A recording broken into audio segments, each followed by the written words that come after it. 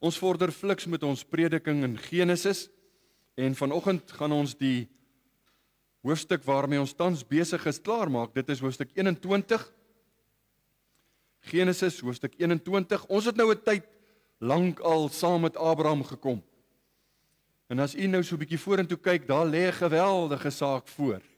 Maar voordat ons daar kom, is daar vanoggend 'n baie aktuële saak wat die Here vir ons wil gee en waardeur hy ons wil lei, sodat ons kan weet hoe ons moet lewe in 'n wêreld waar die Here geëer moet word. Hoe kinders van God in die wêreld behoort te leef. Abraham is vir ons 'n voorbeeld. So ons lees Genesis hoofstuk 21 vanaf vers 22 tot aan die einde van die hoofstuk. Dit is die perikoop wat ons gaan hanteer. Die vertalers het bo in die gedeelte gesê die verbond tussen Abraham en Abimelech. Kom ons lees Genesis 21 vanaf vers 22. Ek lees dit vir die voor uit die ou Afrikaanse vertaling. Dit klink so.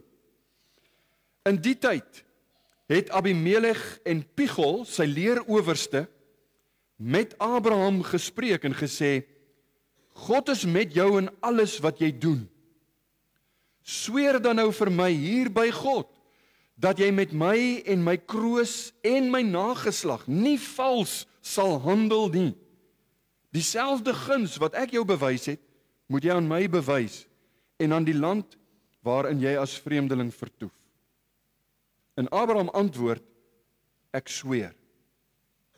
Maar Abraham het Abimelech aangespreek oor 'n put wat die dienaars van Abimelech met geweld geneem het.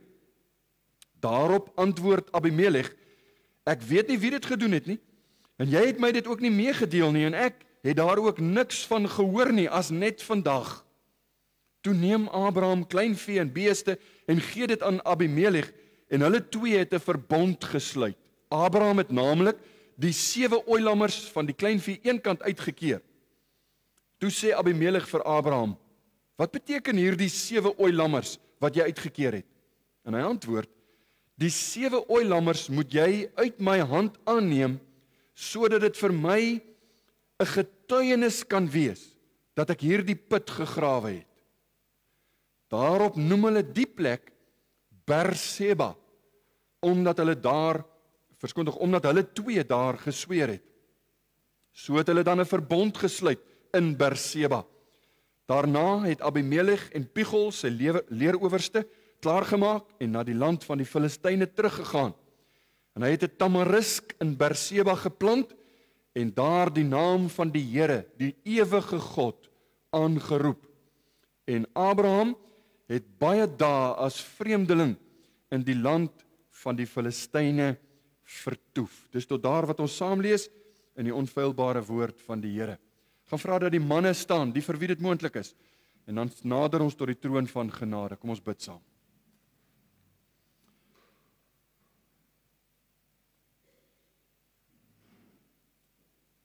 Ons hemelse Vader, ons sien in die natuur u genade, u algemene genade. Dit word elke oggend bietjie vroeër lig nou. En ons ervaar die draai van die seisoen, stadig maar seker. U is 'n goeie Vader. U is 'n genadige God. Ons wil u aanbid. Ons wil saam met die Israeliete, toe Moses hulle gelei het hulle u lof besing daar in Deuteronomium 32, waar hy sê: gee grootheid aan ons God, die rots. Volkome is sy werk, want sy weë is strafgerigte, 'n God van trou en sonder onreg, regverdig en reg is hy. Om te dink dat u regverdig is vir ons iets wat vertroostend kan wees, as ons u ken as saligmaker. Maar dit kan 'n skrikwekkende gedagte wees vir die wat nog nie vrede met u het nie. Om te dink ons moet voor 'n God staan wat alles van ons weet, is 'n vreesaanjaende idee vir die wat Jesus nie ken as saligmaker en verlosser nie. Daarom bid ons dat u vir ons genade sal gee, dat u ons sal help. Vanoggend wil u met ons praat deur u woord, en uiteindelik wil ons Jesus sien. Ons wil selfs praktiese, aktuele sake wat hanteer word, wil ons graag sien. Die lig van u woord wil ons ervaar in ons lewe, maar ons wil Jesus sien. as ons enigste redder. Kom doen dit vir ons vanoggend, tot lof en eer van U naam. Amen.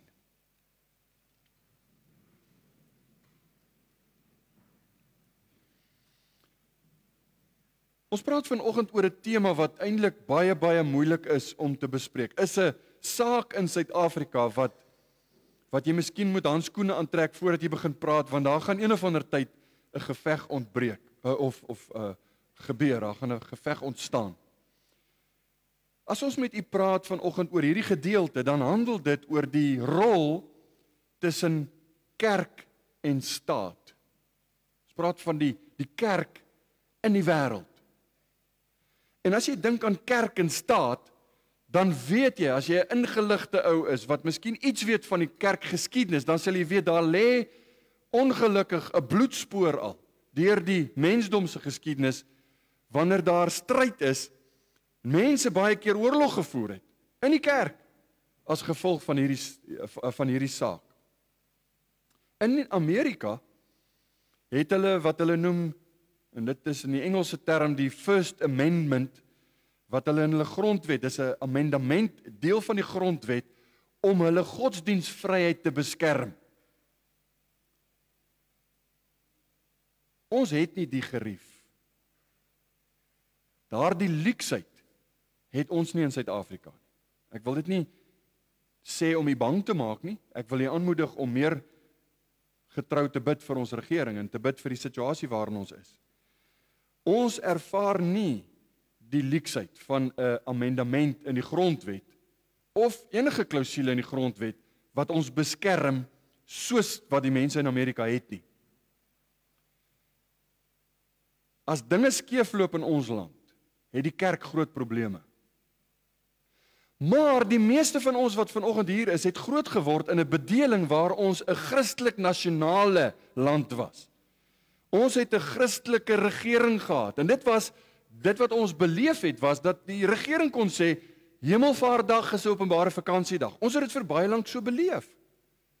En toe die regering verander, en ek sê dikwels, ons gaan in ballingskap eintlik maar in ons eie land, dis waar ons tans is, toe verander die dinge, en ewe skielik is die Christelike dae nie meer Christelik nie.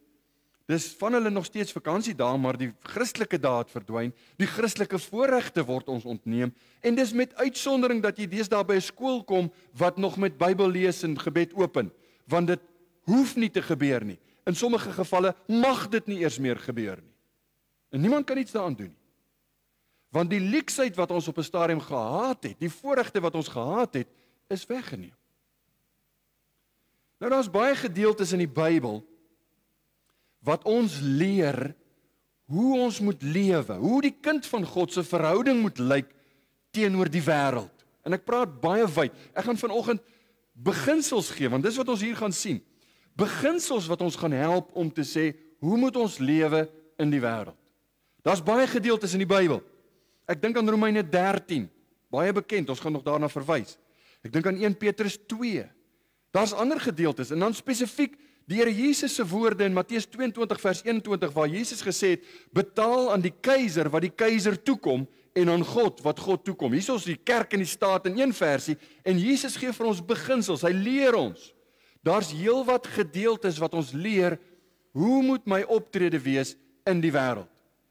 Maar hierdie gedeelte wat ons vanoggend gelees het, en wat ons nou moet hanteer, gaan 'n baie lekker aktuele kwessie hanteer en bespreek, sodat ons kan weet, hoe moet die verhouding lyk tussen kerk en staat.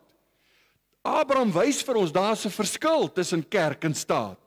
Abraham wys vir ons, daar's 'n verskil tussen die kerk en die wêreld, en hoe daardie verskil gehandhaaf moet word. Nou die laaste keer wat ons gelees het van Abimelech, vorige hoofstuk, onthou u het Abraham vir hom gelieg. Die verhouding het nie baie goed begin nie, want dit het gegaan oor sy vrou Sarai. Abraham het vir hom gelieg, en as gevolg van dit wat gebeur het, ek gaan nie alles herhaal nie, julle kan die boodskap gaan opsoek, of gaan luister op potgooi, het Abimelech vir Abraham nie net 'n geskenk gegee in baie goud en silwer en alles daarmee saam nie, maar hy het vir hom eintlik 'n lewenslange visum gegee in Gerar, daardie gebied wat eintlik die voorloop van die Filistyne was, die Filistynse gebied. Hy gee vir hom 'n lewenslange visum. Jy kan hier bly, jy kan veilig hier voel. Ons sal jou nie aanval nie. Jy kan hier woon. En Abraham het baie vee gehad, hy het groot plek nodig gehad vir sy kleinvee om te loop ensovoorts.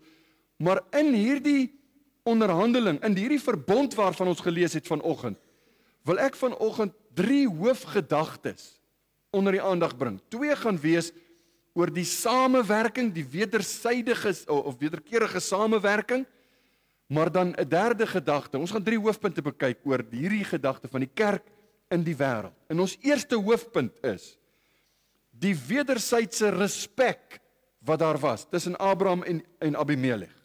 Wedersydse respek. Vers 22 het ons begin lees. In die tyd het Abimelech en Pichol, sy leerowerste, met Abraham gespreek en gesê, God is met jou in alles wat jy doen. Nou die 2 sake wat ek wil hê jy moet raak sien in hierdie vers is, eerstens, Abimelech kom nie alleen nie, hy kom saam met Pichol, sy leerowerste. Dit impliseer, hier is 'n oorlogskwessie, hier is 'n vredeskwessie op die tafel. Abimelech het besef Abraham met sy leers, hy het manne gehad van sy slawe wat geoefende soldate was en sy leer het uitgebrei en dit het vir Abimelech begin blyk 'n gevaar te wees. So hy kom saam met sy leerowerste Pichol by naam en hy wil met hom kom praat, hy wil formeel 'n vredesverbond eintlik maar sluit. Dis wat hier aangaan. Die tweede belangrike ding wat ek wil hê jy moet oplet, is Abimelech se woorde. Hy sê vir Abraham, God is met jou in alles wat jy doen. Wat is Abimelech se maatstaf? Hoe meet hy die seën van God? Abimelech het met sy ingeligte, miskien spioene of wat ook al wat hy uitgestuur het, net om te weet wat gaan in sy grondgebied, het hy gesien Abraham het rykdom en sy rykdom vermeerder substansieel en Abraham het 'n leer, 'n weermag wat toeneem. En dit het gemaak dat hy gesê het ek moet eerder met hom vrede sluit. So die maatstaf wat Abimelech gebruik, hy dink wêrelds, hy dink nie soos 'n kind van God nie, hy dink wêrelds. Hy kyk na rykdom, hy kyk na militêre mag en hy sê God is met jou. Met ander woorde, God seën jou. Almal kan dit sien. Nou die gedagte hier is baie maklik, die gedagte van 'n verbond, om in 'n verbond met God te wees, beteken jy is aan die ontvangkant van groot seën van God se kant af. Dis nie altyd finansiëel nie, kan wees, vir die meeste van ons is dit nie, maar jy ontvang seën van God. Dis altyd so as jy met hom in 'n verbond is. Inteendeel, die Nuwe Testament leer vir ons dat die kind van God het meer seën as enige iemand in die Ou Testament. Die kind van God in ons genade tyd waarin ons nou lewe, het die kind van God meer seën as enige een in die Ou Testament, selfs meer seën as Abraham. Hoekom sê ek so? Want Jesus het gekom.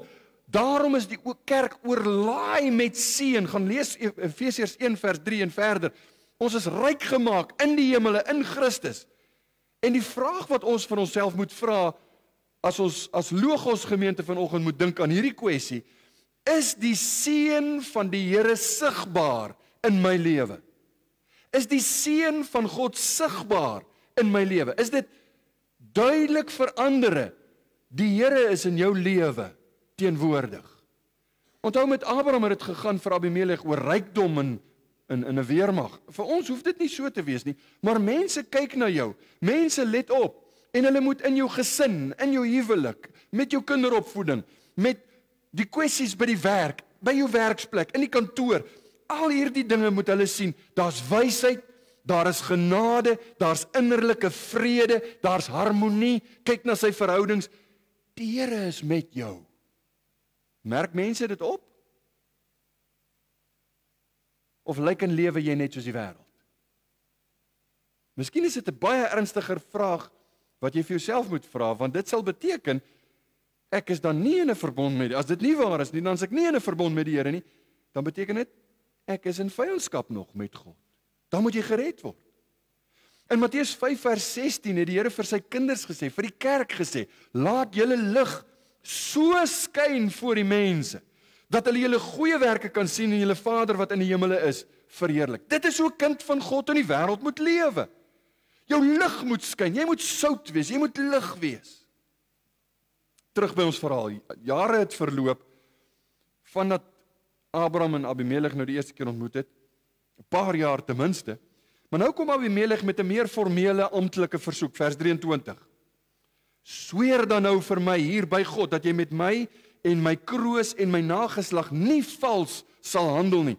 Dieselfde guns wat ek jou bewys het, met ander woorde, Abraham, ek was goed vir jou, ek het gesê jy kan in my land bly. Hierdie selfde guns wat ek jou bewys het, moet jy aan my bewys en aan die land waarin jy as vreemdeling vertoef. So Abimelech kom met hierdie versoek, kom ons sluit 'n vredesverbond. Ek wil nie met jou oorlog hê nie. Kan ons wedersyds respek vir mekaar hê? Abraham wys, respek moet ook teruggegee word, nie net van een kant af kom nie. Hy sê in vers 24, Abraham antwoord, ek sweer. So toe Abimelech sê, kan ons met mekaar praat, kan ons in die oë kyk en gesels? Abraham sê, kom ons gesels. Ek sal jou nie aanval nie, ek sal nie onbillik wees nie, ek sal nie goddeloos handel nie. Nou sommige mense sal hierteen beswaar maak. Wil jy vir my sê, ek moet nou respek toon teenoor 'n heiden, of teenoor 'n kommunis, of wat jy dit ook al wil noem? Let op, hierso is 'n heidense koning, en Abraham sluit met hom 'n verbond. En die Bybel sê ja, dis wat God van ons verwag, om somtyds respek, dit gaan net hier oor respek, dis waaroor hierdie eerste gedagte gaan, wedersydse respek. Dit is hoe ons in die wêreld behoort te lewe. Ons moenie daai ouens wees wat dit vir enigiemand in die wêreld moeilik maak om jou te vertrou, moeilik maak om 'n verhouding met jou te bou, of iets van die aard. Paulus sê in Romeine 13 vers 1, en dis die klassieke vers waaraan almal dink as jy van hierdie kwessie praat. Laat elke mens hom onderwerp aan die magte wat oor hom gestel is, want daar is geen mag behalwe van God nie. En die wat daar is deur God ingestel. Ons praat van publieke respek en eerbied teenoor die magte wat oor ons aangestel is. Dit begin, kinders, in die huis, teenoor pa en ma. Dit werk uit, as jy groot word, jou baas, jou meerdere by die werk, die landsowerhede, die verkeerskonstabels, die polisiemanne, die regering, almal daarmee saam. 1 Petrus 2 vers 13 tot 17 sê basies dieselfde ding, net meer uitgebrei. Gaan lees dit gerus. Kinders van God moet voorbeeldige landsburgers wees, wat binne die beginsels van gehoorsaamheid aan God se wet leef. En in soverre God se wette toelaat, moet ons die landswette gehoorsaam, hoe dwaas dit ook al vir ons lyk. As dit in stryd is met God se wette, dan is ons eerste verantwoordelik vir gehoorsaamheid aan God se gebooie, God se wet. Nou daar kan tye wees wat ons nie die landswette mag gehoorsaam nie. As die land sê, ons mag nie Bybel lees nie, raai waaraan gaan ek skuldig word. En as hulle jou gaan toesluit daaroor, dan gaan sit jy in die tronk. Soos jy verstaan nou die beginsel van wees onderdanig, in soverre dit saamgaan met dit wat God van ons verwag. So ver moontlik moet ons eerbiedig, vreedsaam en produktiewe landsburgers wees. Hoekom? Want God moet geëer word. Dit is wat God sê. Dis hoe ons moet lewe. Wedersydse respek. Nou hoe lyk dit? In Abimelech en Abraham se geval, hoe dit gelyk? Getrouheid teenoor mekaar. Dis wat Abimelech vir hom kom vra. Kan ek jou vertrou? Jy bly in my land, jy raak nou 'n bietjie sterk. Jou weermag raak groot, jy's geseën. Kan ek jou vertrou? Kan daar 'n getrouheid wees wat van jou verwag word? Hoe lyk dit in ons lewe? Getrouheid in jou huwelik. Getrouheid teenoor jou kinders, kinders teenoor ouers, gemeentelede teenoor mekaar. Dit wat God vereer, dit wat God tevrede stel. Daar moenie onvrede en immoraliteit, rebellie, al hierdie gesindhede wees nie. Dit hoort nie in 'n kind van God se lewe nie. Ons moet God eer in getrouheid teenoor mekaar. Tweedens, dit is ook om getrou te wees aan gesag. Ons moet respek afdwing in die wêreld deur publieke respek te hê teenoor die wette en die reëls van ons land. As jy 'n kind van God is en mense vind uit jy bedrieg die regering deur middel van jou belasting of jy steur jou nie aan die reëls in die land nie, wat 'n getuienis is dit?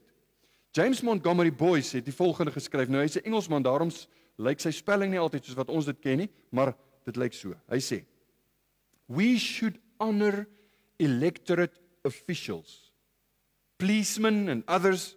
We should obey the speed limit and other civil laws. We should pay our taxes honestly.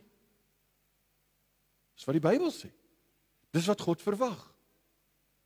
Nou u weet, en ek wil weer sê, dis 'n baie sensitiewe saak hierdie. Ons stem nie altyd saam met die gesag wat oor ons aangestel is nie. Veral die uitvoering van die bestuur wat hulle toepas ensovoorts nie.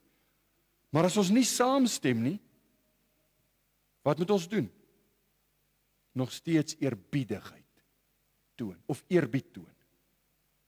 Ons moet dit eerbiedig, selfs wanneer ons nie saamstem nie. Maar dan ook, hoe lyk dit prakties? Bid vir jou gemeenskap. In die publiek en in die privaatheid, in jou private gebede, moet ons bid.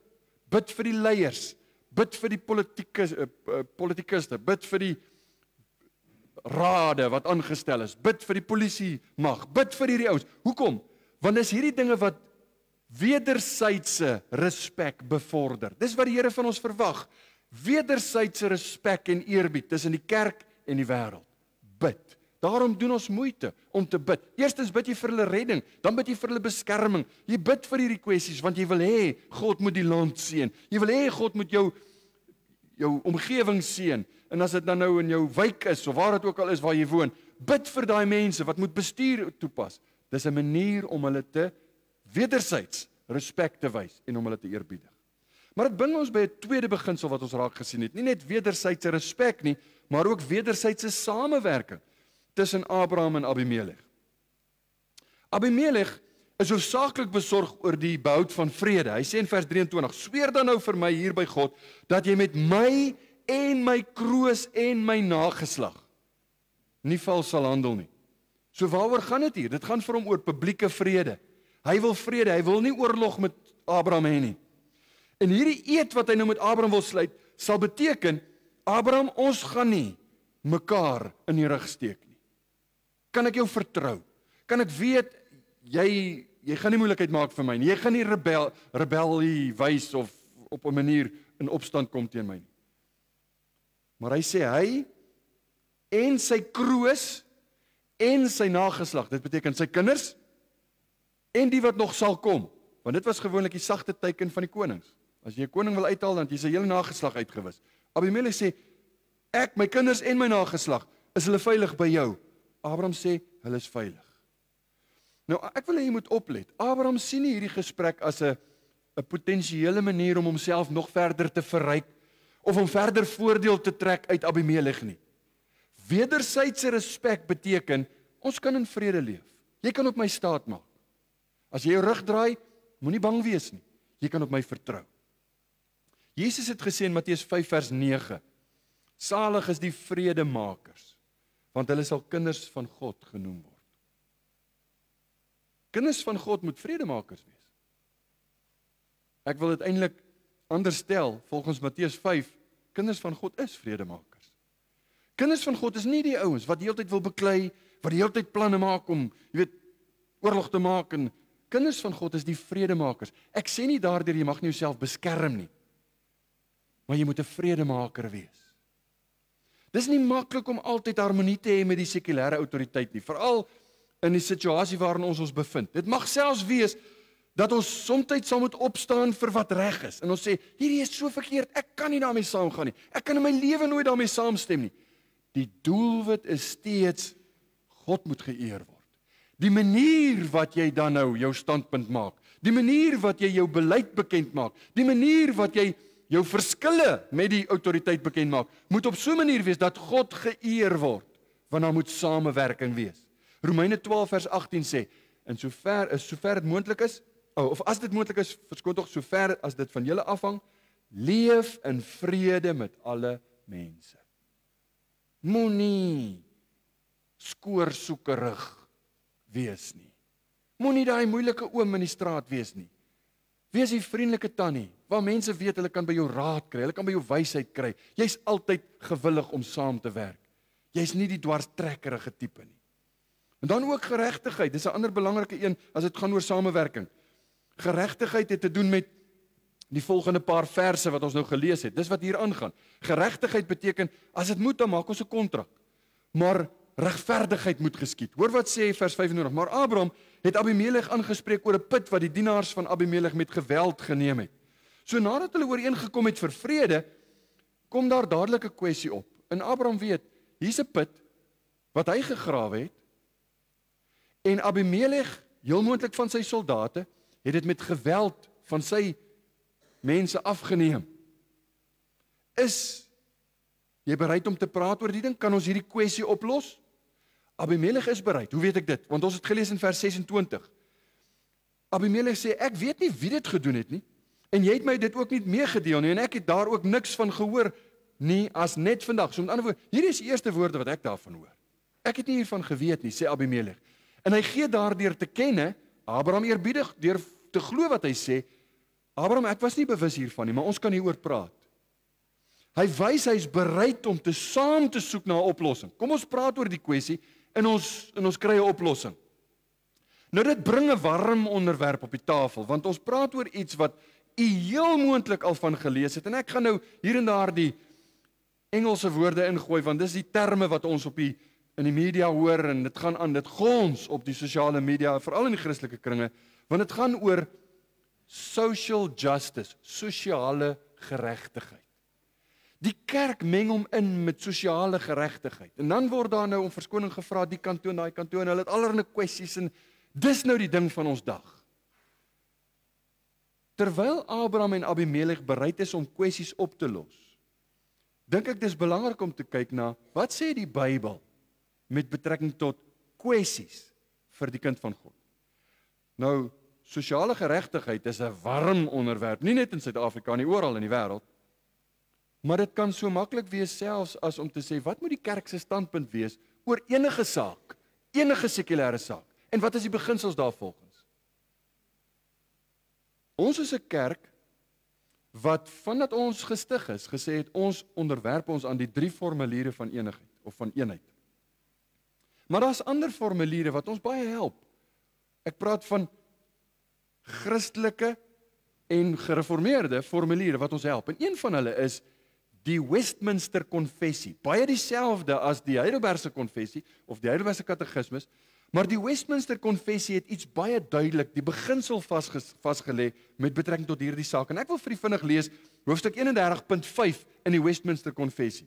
Dit klink so: Synodes en kerklike vergaderings sal niks anders as kerklike sake hanteer en behandel nie, en hulle nie inlaat met burgerlike sake wat die owerheid aangaan nie, tensy deur middel van 'n nederige versoekskrif in buitengewone gevalle of by wyse van advies vir bevrediging van die gewete wanneer die owerheid dit vereis. So met ander woorde, die kerk, sê die Westminster Konfessie, en dis geskoei op die Bybel, glo ek, die kerk behoort nie in te meng met sekulêre sake nie. Nie as kerk nie, geestelike sake is die kerk se verantwoordelikheid. Hoekom sê ek so? Hoekom sê die Westminster Konfessie so? Ek wil 3 redes vir u gee. Die eerste rede is, die taak of die missie van die kerk is nie sekulêr nie. Dis geestelik. Onthou jy die groot opdrag? Ons praat van die groot opdrag. Dis eintlik alle opdragte van God is 'n groot opdrag, maar hier is die staan bekend as die groot opdrag, Matteus 28:19. Gaan dan heen, maak disippels. Daar's die opdrag. Dis die opdrag aan die kerk. Gaan dan heen, maak disippels van al die nasies. En dan letterlik in die Grieks, dopende hulle in die naam van die Vader, die Seun en die Heilige Gees en lerende hulle om alles te onderhou wat ek julle beveel het. So gaan en leer die mense die evangelie, leer hulle van Jesus, leer hulle van die Bybel, maak mense disippels. Dit is die taak, dis die hoofsaak van die kerk, dis die hoofmissie van die kerk. Geskiedenis het vir ons geleer, vriende, wanneer die kerk hom ewe skielik bemoei met politieke sake, of wanneer jy betrokke raak en jy wil sekulêre kwessies vir jou neem en sê die kerk voel dit, dan kwyn die evangelie ywer. Ewe skielik raak dit wat die hoofsaak moet wees, raak dan op die agtergrond en jy hou jou op met allerlei kwessies wat eintlik maar net sekulêre kwessies is. En baie van hulle word nooit opgelos nie, hoor wat ek vir u sê. Let op 'n belangrike onderskeiding wat ek moet noem. Die kerk moet hom nie daarmee inmeng nie, want die kerk het 'n hooftaak en dit is geestelik. Maar veronderstel hier is onder ons dalk 'n politikus. En u voel geroepe daarvoor en jy is nou op een of ander politieke raad en jy word burgemeester, wat dan? Mag jy dan nie sekulêre kwessies hanteer nie? Nee. Individue kan op twee stoele sit. Jy kan in die kerk wees en jy kan as politikus of as wat ook al waar jy is met sekulêre sake besig wees in jou alledaagse lewe. Doen dit tot eer van die Here. Wees getrou, wees regverdig tot eer van die Here, sodat jy daar die Here kan eer. Maar die kerk kan nie op twee stoele sit nie. Die kerk is nie 'n sekulêre instansie nie. Die kerk is 'n geestelike instansie. Hy's nie deel van twee koninkryke nie. Individue, ja, ek is 'n burger van Suid-Afrika, daarom gaan ek stem en daarom kan ek sekere aspekte aanraak en as ek 'n politikus is, kan ek daar my stem laat geld. Maar as ek in die kerk is nie van hierdie wêreld nie. Jesus het vir Pilatus gesê, Johannes 18 vers 36, my koninkryk is nie van hierdie wêreld nie. Die kerk moet hom nie bemoei met geestelike sake nie, want sy taak en sy missie is geestelik. Tweede rede wat ek wil gee. Die kerk het nie die kwalifikasie om oor sekulêre kwessies uitspraak te gee nie. Wat bedoel ons daarby? Nou ek sê dit tong in die kies. Jy weet, predikante wil dit laat voorgee dat hulle iets van alles af weet, of dat hulle alles weet. Dis nie waar nie. Predikante, kerkrade, synodes, watter kerklike regering, liggaam dit ook al is nie toegerus. Ons is nie gekwalifiseer om oor sekulêre sake uitspraak te gee nie. Ons kan ons mening lig, maar ek dink nie ons moet nie daarby inmeng nie. Derde rede wat ek wil gee. Sekulêre sake bring dikwels verdeeldheid in die kerk. Daar's sekere sekulêre kwessies wat legitiem meer as een antwoord het. Wat verskillende opinies omtrent sake kan gee. Wat verskil van geslag tot geslag of van kultuur tot kultuur of wat dit ook al mag wees. En daarom behoort die kerk nie daarmee in te meng nie. Die kerk moet versigtig wees. Nou die Westminster Konfessie gee twee uitsonderings. Twee uitsonderings wanneer die kerk sy mening moet gee oor sekulêre sake. Die eerste een is, en ek haal net vinnig weer aan, hy sê deur middel van 'n nederige versoekskrif in buitengewone gevalle. Dit beteken buitengewone gevalle is wanneer die kerk sien, hier is iets wat die regering sê ons moet doen, maar dit skaad die gemeenskap. Dit skaad gesinne. Dit skaad mense en daarom kan ons stem laat geld, want dit is 'n buitengewone geval. Die voorbeeld wat ek wil noem, en nou hier kom die knelpunt, want mense sê hierdie saak is belangrik. Die voorbeeld wat ek wil noem is 'n saak, 'n sekulêre saak, wat ek glo die kerk voor moet opstaan, want dit skaad fisies en in alle opsigte die samelewing. Dit is die saak oor abortus byvoorbeeld. Dis 'n saak wat op ons hart druk. Dis 'n saak wat ons voel ons kan nie daarmee saamgaan nie. En as die regering dit goed praat, kan die kerk. Dis 'n buitengewone geval. Dis 'n ontsettende immorele saak. Die kerk behoort sy stem te laat geld en sê, ons stem nie hiermee saam nie. Ons kan nooit daarmee saamgaan nie. So dis die een uitsondering by in buitengewone gevalle. Die tweede uitsondering is, dit sê die Westminster Konfessie, of by wyse van advies vir bevrediging van die gewete wanneer die owerheid dit vereis. Dit gebeur soms. Nou, dit het nog nooit in my tyd gebeur nie, maar dit kan gebeur dat 'n regeringsowerheid, dit kan 'n party wees, dit kan 'n politikus wees, of wat ook al, raad vra. En nou soek hulle die inspraak van die kerk. As hulle dit doen, is hulle wys. Ons wil graag weet, wat is God se mening oor?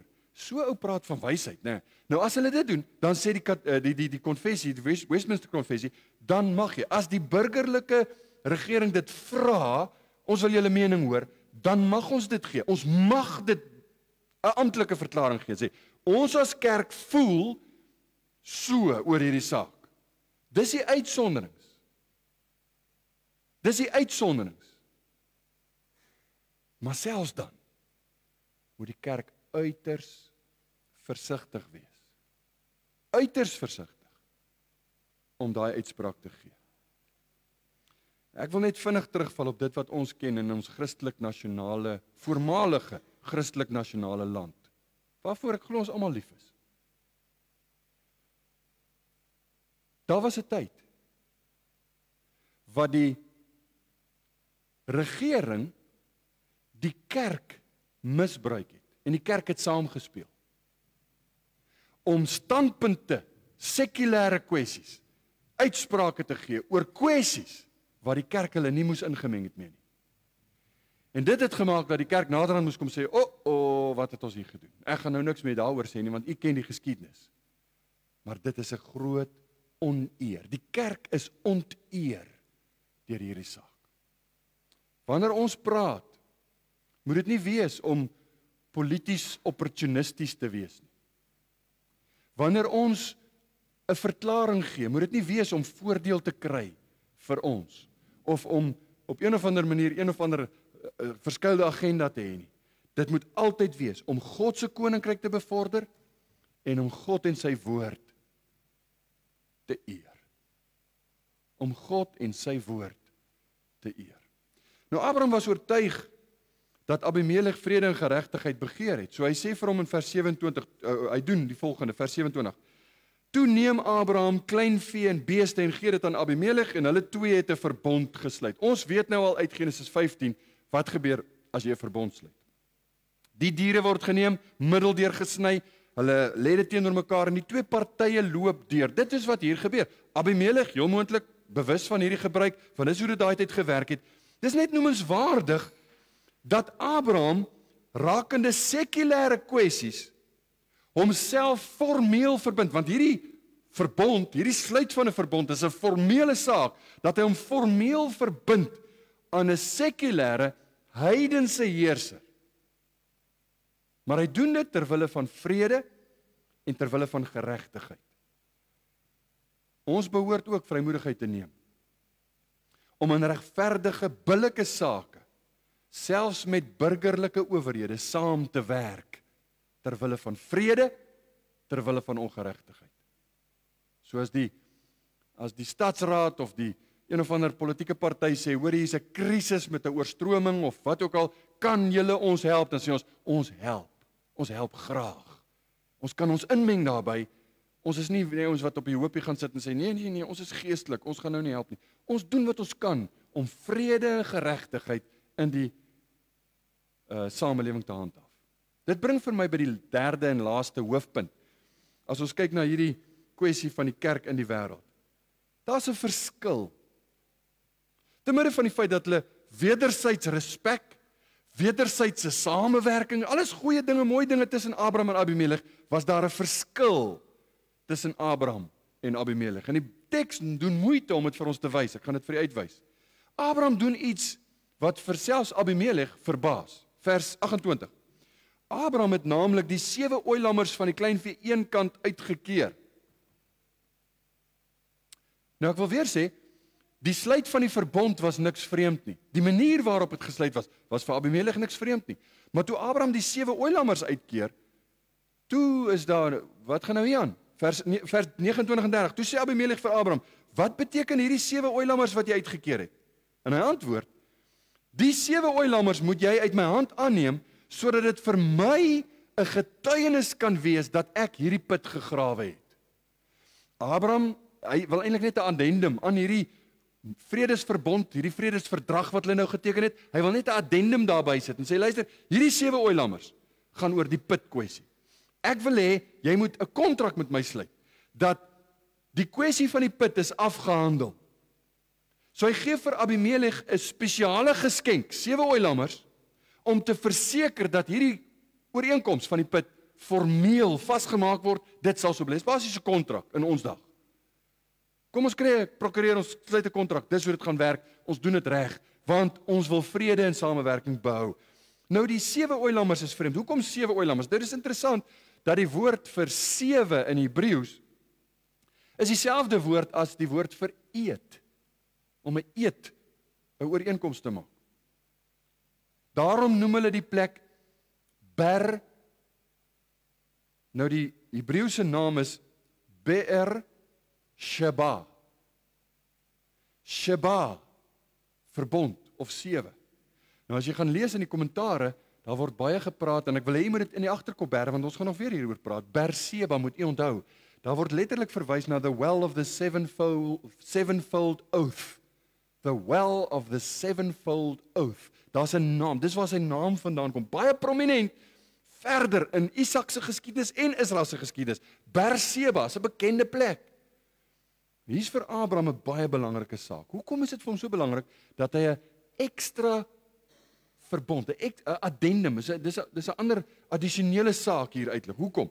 Ek wil 3 maniere noem waarop Abraham dit as belangrik gewys het. In die eerste plek, daar sal altyd skeiding wees. Daar sal altyd 'n verdeling wees tussen die kerk en die wêreld. Ons kan saamwerk, ons kan ter wille van vrede en geregtigheid mekaar help en respekteer, maar toe hulle klaar hierdie verbond gesluit het, toe gaan die Filistyne terug Gerar toe en Abraham gaan terug na sy tent toe. Dis wat vers 32 ons leer. So het hulle dan 'n verbond gesluit in Berseba. Daarna het Abimelech en Pichol se leerhowerste klaargemaak en na die land van die Filistyne teruggegaan. Daar sal altyd onderskeid bly. Daar sal altyd 'n skeiding bly. En Abraham is bereid om saam te werk, maar hy doen niks om die fundamentele verskille tussen hulle te minimaliseer nie. Daar's 'n verskil tussen Abraham en Abimelech.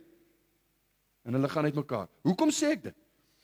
Want ons is geneig, en nou wil ek sê die kerk is verkeerdelik geneig om dan op 'n punt te kom waar ons sê, hoorie maar, ons is eintlik een. Ons kan dinge saam doen, so ons glo dieselfde goed in elk geval en ons is eintlik maar net een gelukkige gesin. Dis nie waar nie. Die kerk en die wêreld kan nooit saam so dinge doen nie. Daar's ander lewenstyle, ander doelwitte, ander ideale. Hoe tragies is dit dat die kerk soms bereid is om ter wille van samewerking hierdie kontras te vervaag. Hierdie kontras so dun te maak dat jy naderhand nie die verskil kan sien. Waar is die kerk, waar is die wêreld? Wat een is nou wat ene? Hulle klaar gemeng. Dan het jy 'n krisis. Hulle is nie dieselfde nie. Hoor mooi. Lewenstyle, doelwitte, hulle het ander gode. Ons dien God. Jy kan nooit hierdie twee met mekaar meng nie. Die gevaarlikste is wanneer die kerk goedgunstig, die wêreld goedgunstig raak teenoor die kerk. En dan, hulle is sommer iemand, en ek wil nie nou name noem nie, maar hulle besluit sommer, jy is ons geestelike leier, en dan word hy nou, boeke word gepubliseer en uitsprake, hy praat dan sommer namens die kerk, en nou, is daar geen verskil meer, en hy word aanvaar as die spreekbuis vir die kerk. Dit kan nie wees nie, dit mag nie wees nie. Ons is in hierdie wêreld, maar ons mag nie van hierdie wêreld wees. Weer net vinnig James Montgomery Boyce. Hy sê, the church must be different from the world. They must be in the world for Christ has put it there. It must identify with many of the world's interests because it shares those interests, but it will not be of the world. Its values will not be the world's values, nor will its priorities be the world's priorities. The true church must always strive to be what in fact it is, a community of the people of God. Daarom gaan jy altyd die verskil moet kan sien. Jy moet kan sien, hier's kinders van die Here bymekaar. Dis hoe dit lyk as kinders van die Here bymekaar is. Hier's die wêreld. Die kerk, die wêreld, daar moet altyd 'n verskil wees.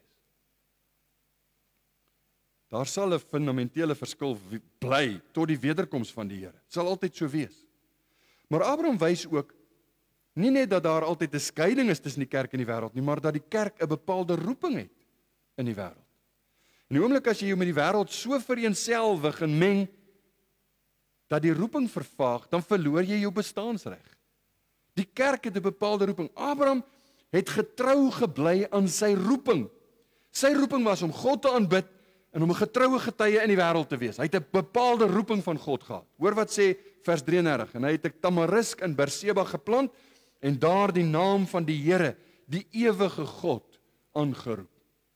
Wat is 'n tamarisk? Nou ons weet, oral waar Abraham gekom het, het hy altaar gebou of een of ander monument opgerig. 'n Tamarisk is 'n boom.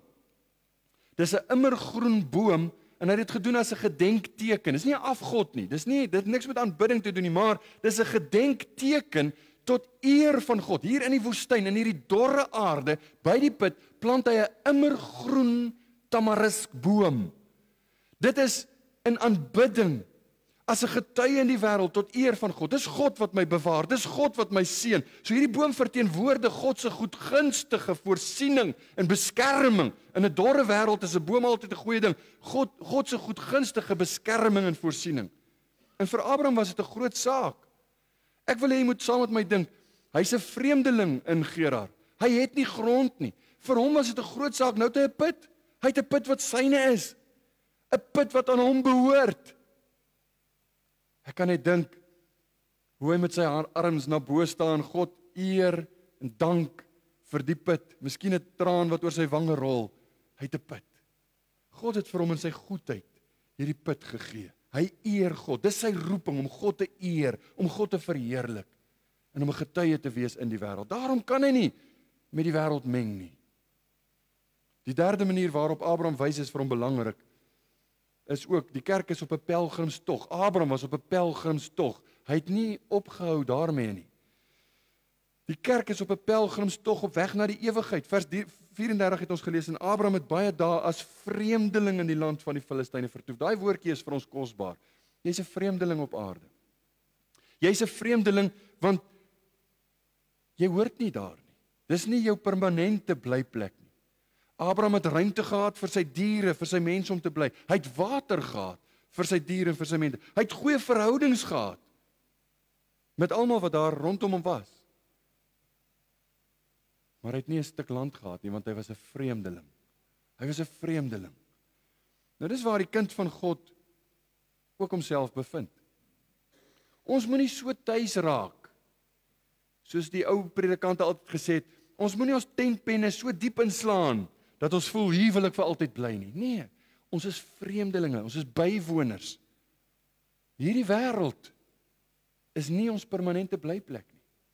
This world is not my home, I'm just a passing through, sing die baie bekende lied. Nou, ek wil vir u sê,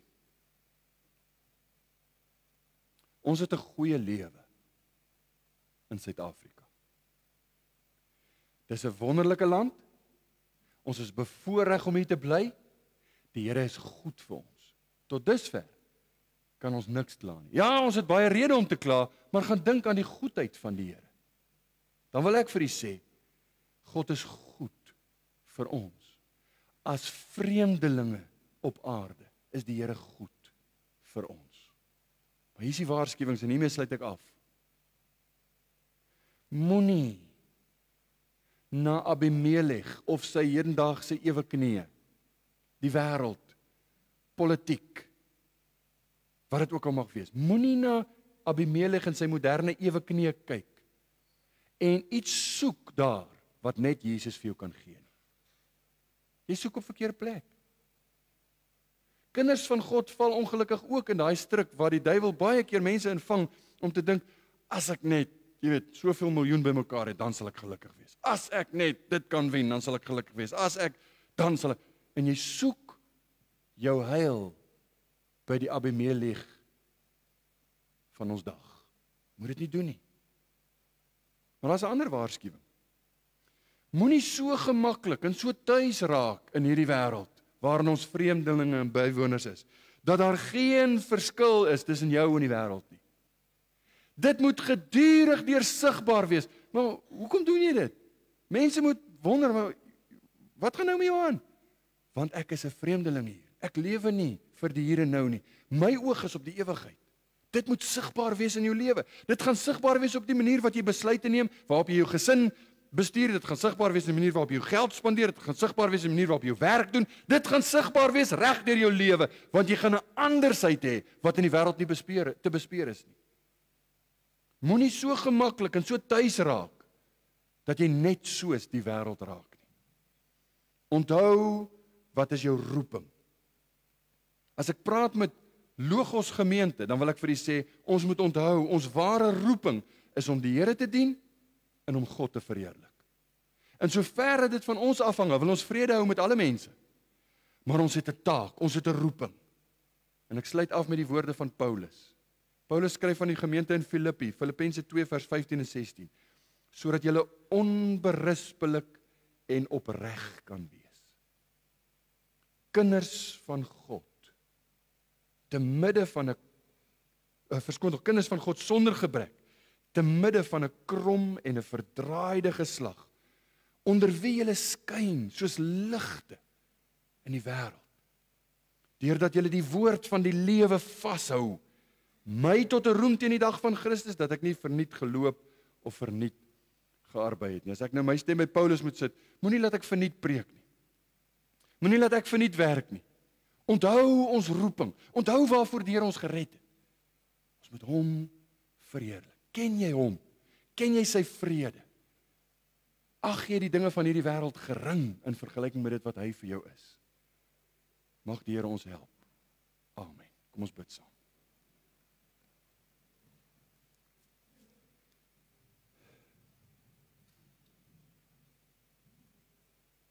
Ons wonderlike Here, ons kan voorwaar soos Abraham ook getuig, U is goed vir ons.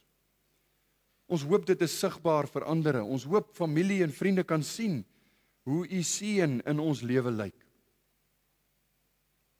U seën, sê die Bybel, dit maak ryk en moeitevolle arbeid voeg daar niks by nie. Menende, dit gaan nie oor hoeveel jy het nie.